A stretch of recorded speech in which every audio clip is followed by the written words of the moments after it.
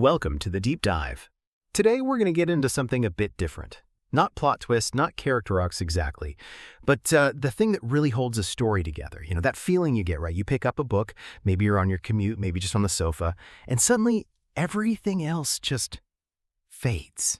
Your coffee cup, the noise outside, it's gone. You're not reading anymore. You are there. So our mission today is to really dive deep into how writers create these worlds you just can't put down, worlds you feel fiercely loyal to, maybe even worlds you kind of wish you could live inside.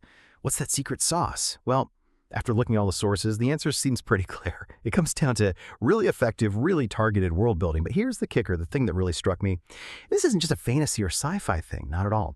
It's absolutely vital for every novel, from, epic magical kingdoms right down to a totally normal suburban street. Let's unpack that. Yeah, that's such a key point. It's about changing how we even think about success in writing. If your goal is just that the reader understands the plot, okay, maybe a summary is enough.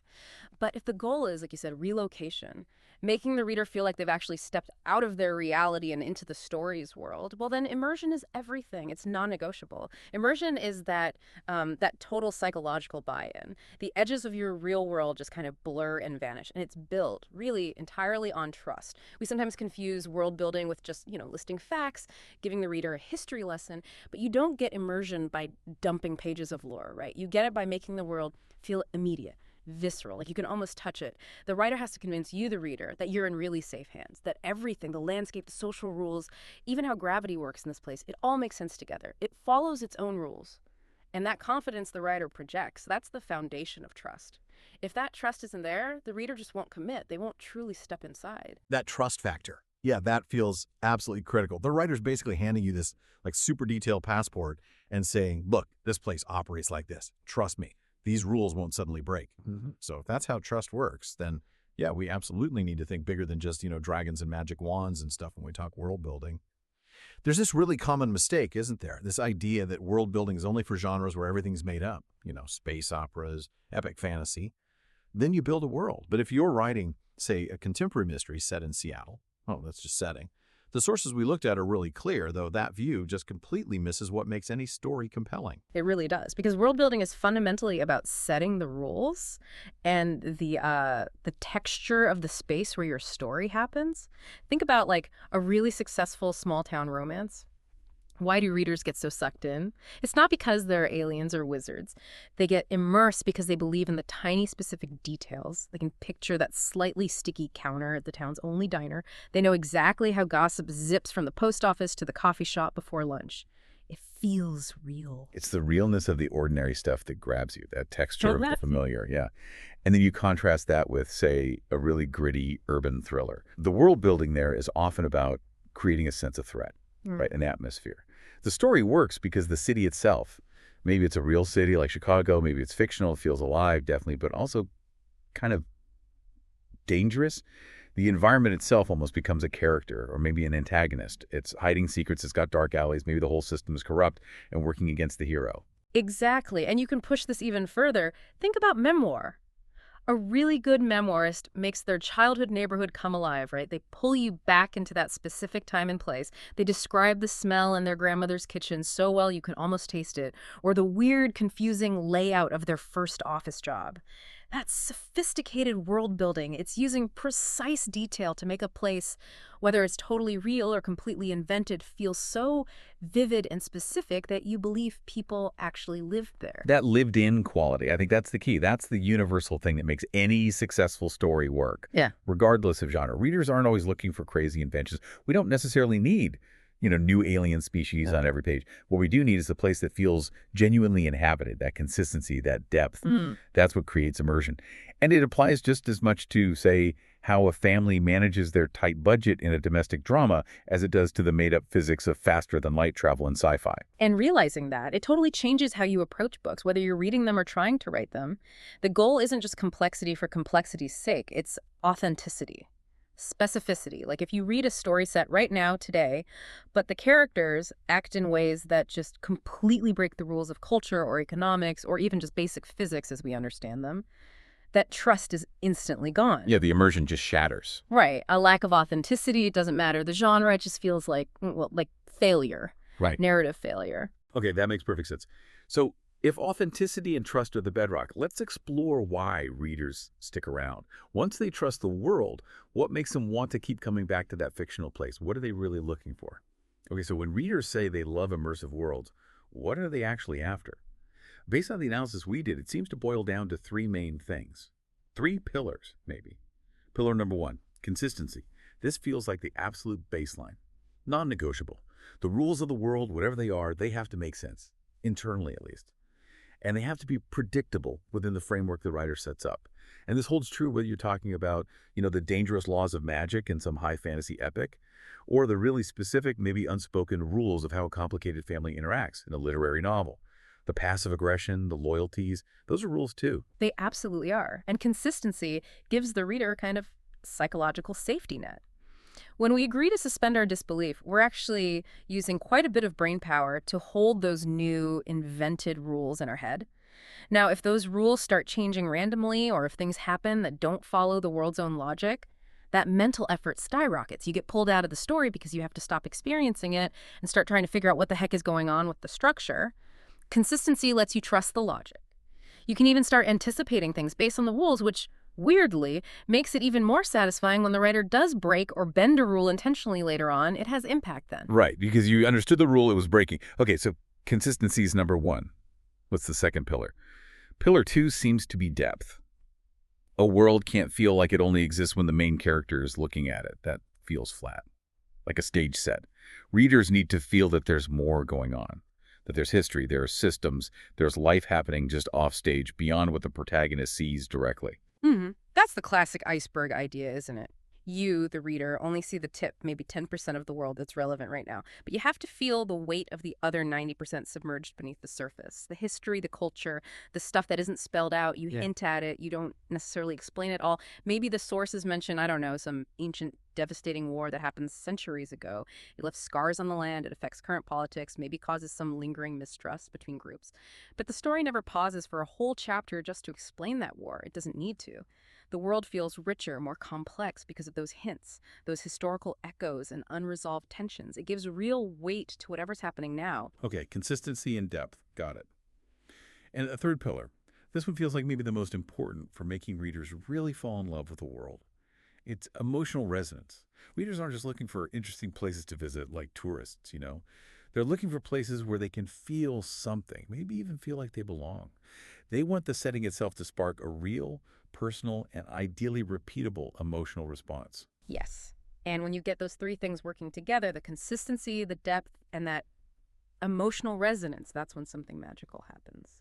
The world itself starts to feel less like a backdrop and more like a character in its own right, a living entity. Think about the places readers obsess over, the places they return to again and again, in rereads, in fan communities, Hogwarts, Middle-earth, even like a fictional small town like Stars Hollow from Gilmore Girls. People don't just love the plot or the main characters in isolation. They love the place, the atmosphere, the social vibe, the emotional weight that setting carries. The setting becomes this known quantity, this emotionally charged space. It's like a comfort zone almost, a place you actually miss when the book ends. That attachment of feeling to place. Yeah, that transforms a simple description into a destination people want to go back to. The world becomes a character you care about. Okay, so we know what readers are looking for. Now, how do writers actually build this? What are the ingredients they use? Right, so crafting a world that feels real and draws you in, it seems like it needs several layers working together.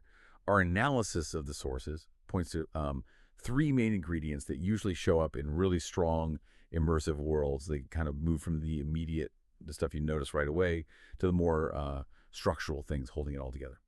First up, and maybe the most direct, sensory detail. This is your entry point. The thing that grounds the reader right here, right now in the scene. We're talking sounds, smells, textures. The stuff that makes your brain light up and start imagining the physical space. It's the difference between saying, I don't know, the room smelled old, versus describing the dry, papery scent of dust mixed with like a faint hint of old pipe smoke and maybe mildew. One paints a picture, the other just states a fact. And there's a nuance there too, isn't there, between just general atmospheric detail and active detail. That musty smell you described, that's atmosphere, it sets a mood. But active detail might be, say, the specific sound of a floorboard creaking upstairs when the character thought they were alone. That sound isn't just texture, it drives the plot forward. It creates tension.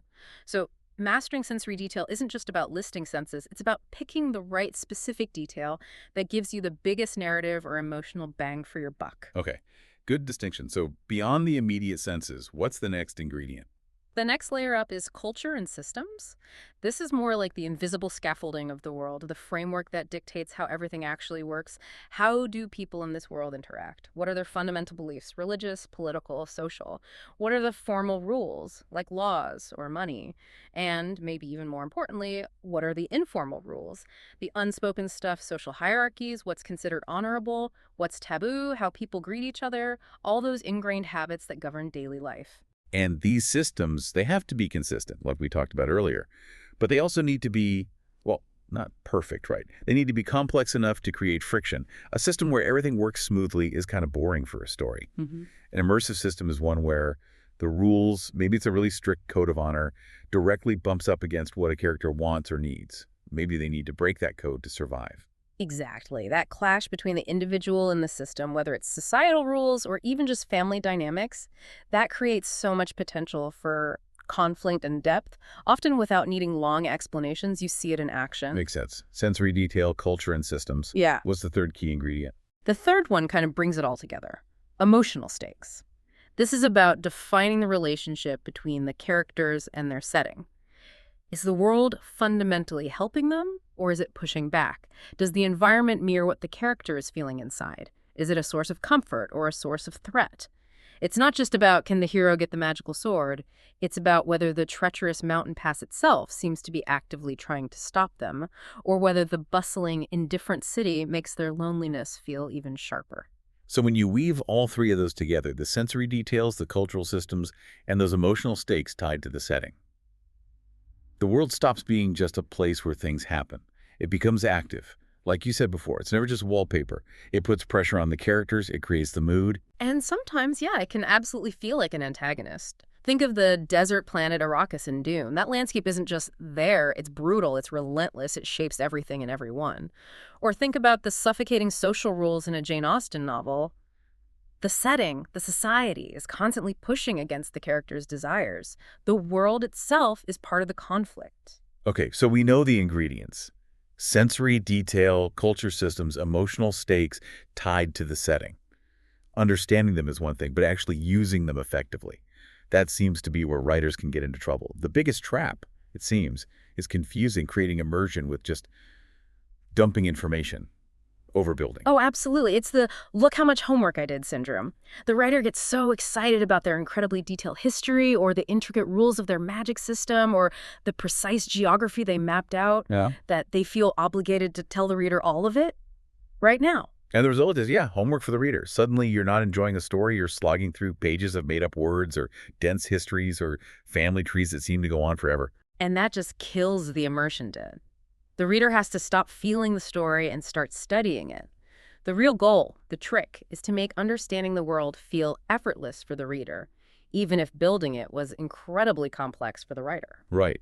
It's not about explaining everything you build. It's about revealing it naturally, piece by piece, as the characters experience it. The reader should discover the world alongside the characters, driven by the needs of the plot, not because the author decided it was time for an info dump. It's that iceberg analogy again. Show the tip, hint at the massive structure underneath. That suggestion of depth is almost always more powerful than spelling it all out. Let the reader's imagination do some of the work. Okay, so how do we actually do that? How do we use the ingredients effectively without falling into the info dump trap? The sources suggested a couple of really practical techniques. Yeah, two really key ones stood out. The first sounds almost too simple, but it's incredibly powerful. Specificity over generality. This seems like the quickest win for grounding a reader immediately, instead of saying something vague and generic. Like, the market was busy, which tells you basically nothing, right? Your brain has to fill in all the details, which is work. Exactly. Instead, you zoom in on a specific telling detail, something concrete that carries weight. So instead of the market was busy, you might write something like, the air in the market hung thick with the smell of roasting meat and something vaguely floral, maybe incense, and you had to shout to be heard over the cries of a vendor whose stall was piled high with oranges stacked in these precarious leaning towers. Ah, okay. Those specific things, the smell combo, the shouting, the image of the wobbly orange towers, they do way more work. They make it vivid. They act like little anchors. They pull the reader right into that specific moment, that specific place. Specificity creates reality. Okay, specificity grounds the scene. What's the second technique? This one seems more about the underlying structure. Right. The second one is about ensuring the world feels coherent and logical, not just random details thrown together. It's thinking in layers. This is about building your world systematically, understanding how different aspects influence each other. So it feels integrated, not just invented. How does that work in practice? Like, what are the layers? You can think of it as a kind of cause and effect chain. Often you start with the foundation, geography. How does the actual land, is it mountains, coast, desert, jungle, dense city blocks? How does that shape the basic way people live and make a living, their economy? Okay, so like if it's a rocky, isolated mountain region. Right, then transport is probably hard. Communities might be more self-sufficient, maybe insular. Their economy might be based on mining or herding, things that work in that terrain. Trade is likely difficult. And that economy, that way of life, then shapes the next layer, cultural norms. Exactly. If you've got those isolated mountain folk, their culture might value things like toughness, tradition, maybe suspicion of outsiders because they don't interact much. Self-reliance is key. Change might be slow or even resisted. Okay, I see the link. And if you contrast that with, say, a place built on a major river delta or a coastal port. Totally different. Trade is easy, constant. They interact with outsiders all the time. Their economy depends on commerce, maybe information, being adaptable. So their culture might value different things. Cleverness, social skills, maybe being open to new ideas, perhaps less tied to tradition, more fluid. And then all of that, the geography shaping the economy shaping the culture that creates the final layer, the potential for character conflict. Precisely. You take a character shaped by that open coastal culture, maybe they're a fast-talking trader who love novelty, and you drop them into that closed-off traditional mountain community, bam, instant conflict. The conflict arises organically from the world itself because you've built the layers logically. The world feels real because its different parts make sense together. Immersion kind of naturally follows from that internal logic. Okay, so we've got this world built in layers, full of specific details, feeling logical and lived in. But it's still just a place, right? How does the reader actually connect with it emotionally? That's where the characters come in. They are absolutely essential. We can build the most detailed, consistent world ever imagined, but it only feels truly immersive because of the people experiencing it. The characters are our guides, our way in. They're the lens, yeah. We see and feel the world through their eyes, through what matters to them. We don't just connect through like maps or history lessons. Yeah. We connect because we see how the setting impacts the characters we care about, their hopes, their fears. Which brings us back to that idea that the character's perspective really dictates what the environment even means in a given moment. Right, like that storm example. A storm isn't just weather. Exactly. Let's flesh that out. Say your character is someone who feels trapped, maybe in a dead-end job or a bad relationship. They finally escape, go somewhere remote, and this huge, dramatic storm rolls in while they're safe inside a cabin, looking out. For that character, the storm might feel powerful, cleansing, maybe even like a reflection of their own inner turmoil finally being unleashed. It resonates with their emotional state. But for another character, maybe someone lost, vulnerable, caught out in the open, that exact same storm is pure terror. It's a physical threat, embodying their helplessness. Precisely. The meteorological event is identical, but the character's situation and internal state completely change its meaning for the reader. That interaction between character and environment, that tells us more about the world and about the character than pages of neutral description ever could. So we learned about the world's dangers, its comforts, its rules, by seeing how the characters navigate it and react to it. Which is why, as a writer, you have to know your characters inside and out. What do they want? What are they afraid of? Because those things will determine which aspects of your carefully built world actually get highlighted and given meaning for the reader. Okay, so we've built this layered world, we've avoided the info dumps, we've used specific details, and crucially, we've connected all through the characters' experiences and emotions. What's a big payoff for doing all that work? Why strive for this deep immersion? The payoff isn't just, selling books, although that helps. It's about retention, loyalty, building something that lasts. Immersion is what keeps readers coming back. It's why series become massive phenomena. It's why people get excited about spin-offs or prequels set in the same universe. They don't just want more of the plot or even just more of the main character. They want a return to the place. The world itself becomes a destination. That idea of a fictional second home. Yeah. Yeah, it feels right. It's a place you feel like, maybe even belong in some strange way. Yeah. That's a powerful connection. Incredibly powerful. And in today's market, that kind of loyalty is like gold dust. Truly immersive worlds, they spark creativity in readers. They inspire fan fiction, deep discussions online, artwork, cosplay. Entire fandoms spring up to explore and celebrate the world the author created. And they drive rereads, sometimes years or decades later.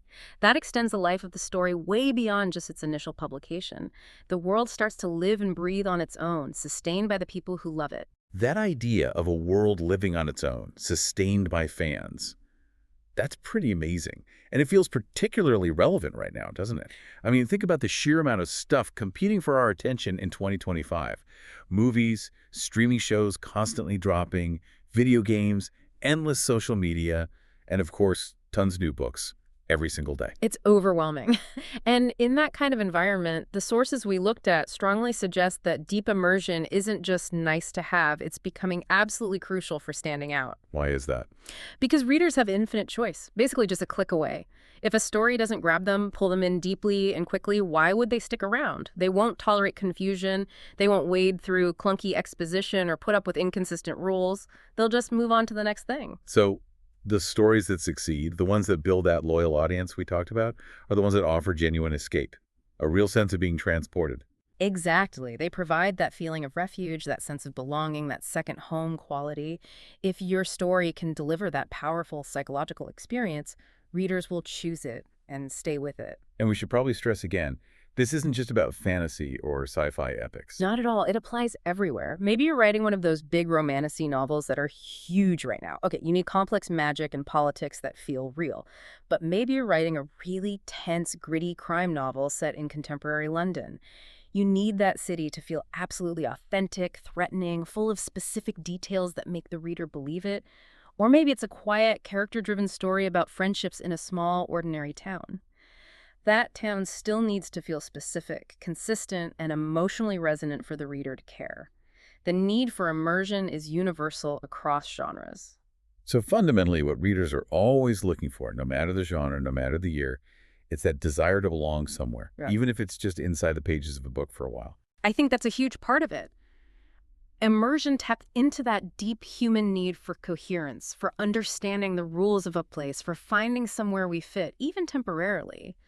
It offers a structured reality in what often feels like a chaotic world. It's timeless. And honestly, it might be the single biggest thing that separates a forgettable story from one that truly lasts in today's crowded market. Okay, let's try and pull all these threads together then.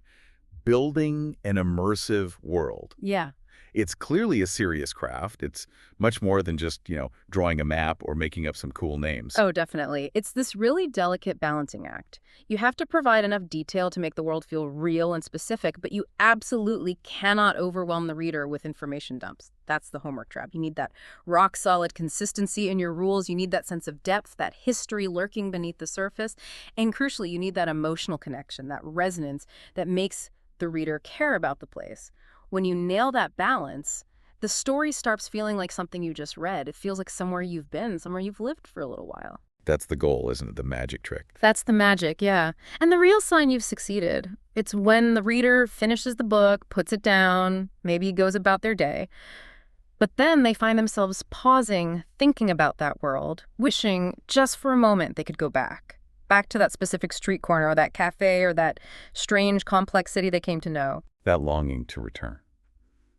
Okay, so as we wrap up this deep dive, here's something to chew on. A final thought experiment, maybe, connecting those big ideas. Consistency, the culture that grows from the world's rules, and the stakes involved. We talked about characters being our guides into these worlds. So picture this. You have to pick one fictional world, any world, from a book, movie, game, whatever that you absolutely love, and boom, you're suddenly stranded there. Right now. You have to survive using only the rules, the systems, the culture that the creator established for that world. Which one do you choose? Think about it seriously. Would the magic system actually help you consistently? Or is it too dangerous, too unpredictable? Would the society shaped by its geography and economy, like we discussed, would it accept you? Or would you be an outsider, instantly rejected, or worse? Ooh, that's a tough one. It really makes you think, doesn't it? Your choice says a lot about how well-built you think that world is, how much you trust its internal logic, and whether it feels truly habitable, not just cool to read about. Something to ponder. Thank you for joining us on The Deep Dive.